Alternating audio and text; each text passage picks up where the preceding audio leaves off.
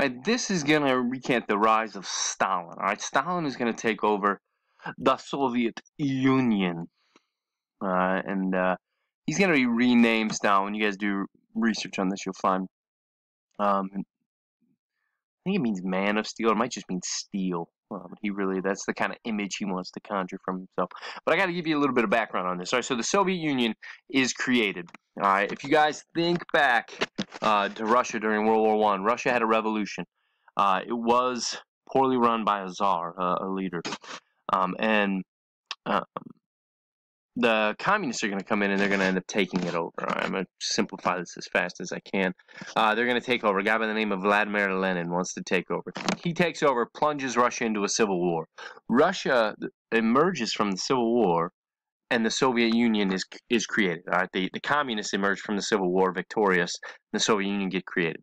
All right, but only a couple years later is Lenin going to where they establish this new country, this new idea of sharing the wealth evenly, supposedly, that Lenin's going to die. All right, and so that's going to lead to there's no clear-cut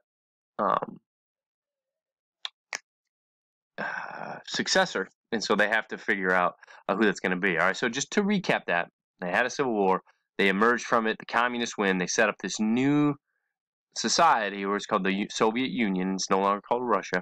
It's the Soviet Union, and Lenin's in charge. Now, I also want to back up to a couple things. In the early 1920s, millions of Russians had died due to a famine. There was a huge drought.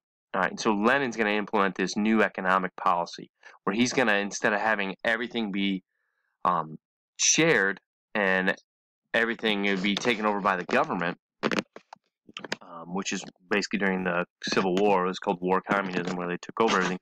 He set up this new policy where the peasants could sell their own produce. They could have their own farms. They could make their own food, and they could sell it themselves. It was limited capitalism. Remember, in a communist society, the government controls all the means of production. They control everything.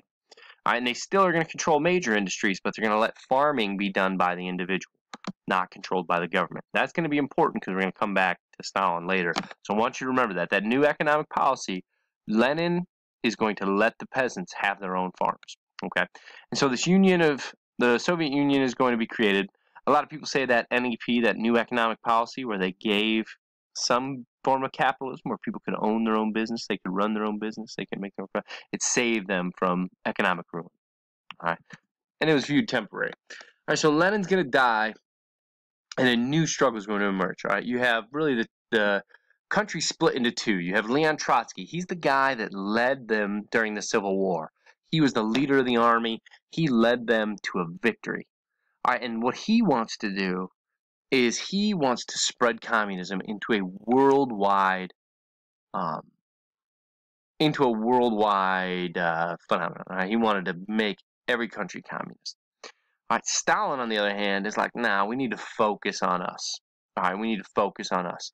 And so Stalin is going to, one of the benefits that Stalin has is that he held the job, and a lot of people actually probably thought Trotsky was going to be the guy to take over. So when Lenin dies, there's no clear successor, and who's going to take over? Well, when Lenin dies, Stalin holds this position. It's not a very, I don't know how to say this, assuming position, like meaning like it doesn't like, wow, that guy, he's clearly next because he holds the power of general secretary. But that's his position. All right, but what he could do in that position is he could appoint thousands of officials all throughout Russia. All right, so he has very good knowledge of these officials that are in power in these various regions of Russia, all throughout Russia. These people kind of owe it to him. Like, he put them into power. And so he's going to put them into power, and they're going to kind of give him that support. And the same is going to be true. Like if shoot, I lost my train of thought. But basically, he's going to use that influence that he has over, and he has a good knowledge over all regions of Russia. He's going to use that to help him defeat Trotsky, where he's going to Trotsky's going to end up realizing that he's defeated. He's going to flee, and Stalin's going to end up sending an assassin to kill him. There's those three guys. Who wouldn't trust Trotsky? Look at this guy. Yeah, Lenin dies, and basically it's a power struggle. And there were other names involved as well, but to keep it simple. All right, so Stalin is going to realize pretty quickly, and after he takes over, he's like, we are years behind. Because you guys remember from World War I, the Soviet Union is going to be, Russia is going to get annihilated during World War I. They drop out of the war early. They don't have enough food. They're training with broomsticks. Their armies ill-prepared. They don't have the industry. They lack modernization. Stalin's like, we need to end all this. All right, so Stalin is going to institute a couple of plans where he's going to end the NEP, which is that policy that Lenin put in place. He's going to end that, and he's going to say, we need to put our focus on industrialization.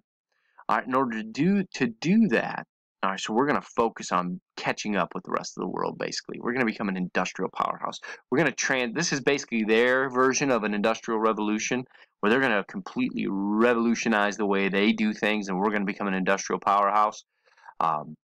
And instead of doing it through profit incentives, though, it's going to be done through fear incentives.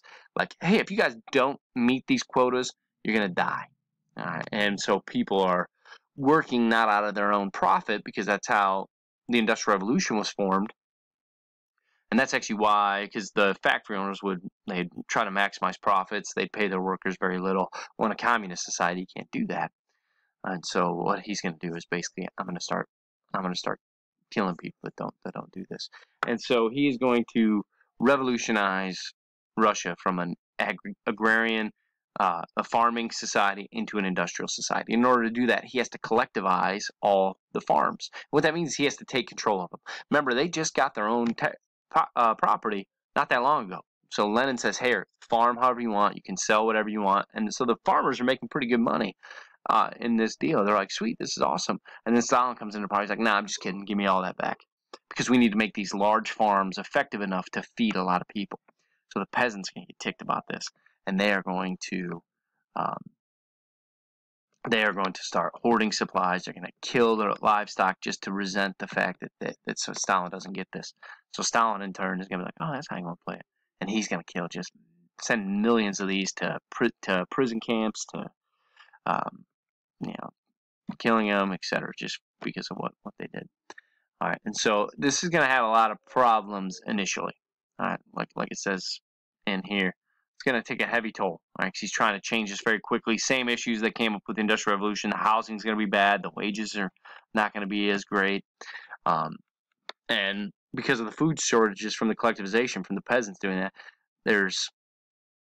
from the peasants hoarding the crops, burning the crops, killing the livestock. There's going to be some issues there. All right, we're going to have more starvation in Russia. And anybody that resisted these programs, Stalin has a vision. And if you're not in his vision, he's sending you off. And he's going to send people to Siberia, which is like, I don't know, going up into like northern Canada. And just basically you're going to work there until you die. This is actually where Hitler's going to get the idea for his concentration camps. Hitler's going to learn some stuff from Mussolini. He's also going to learn some stuff from Stalin. Stalin's going to send his political opponents to these concentration camps where they're just going to do forced labor until they die. All right, and Stalin's also going to use his power. So he's going to use his power for the 5-year program to revolutionize Russia. And this is actually the Soviet Union. This is going to be a huge deal because it's going to really pay dividends once World War II hits. All right, that they are going to become an industrial powerhouse instead of lagging behind. They're basically trying to catch up. They're behind like 50 to 100 years. They're trying to catch up in like 10 years' time, 15 years' time. And for the most part, they do a pretty good job. Stalin's also going to conduct the Great Purge, is what he's called. A purge, if you get, it's like to purge something, is to like remove, to throw up. Like if you purge, you throw up, you get rid of. And the Great Purge, so he is going to take anybody that was in power that maybe supported Trotsky, that were old members of the Bolsheviks, old members of his party, anybody that did not 100% support him, They were put on trial publicly, especially high-ranking officials, put on trial publicly and executed in front of everybody. He wanted to send a message, or sent to Siberia. He wanted to send a message. If you're not with me, you're against me, and if you're against me, you're going to die. And I'm willing to do this to people in my own party. What do you think I'm willing to do to you?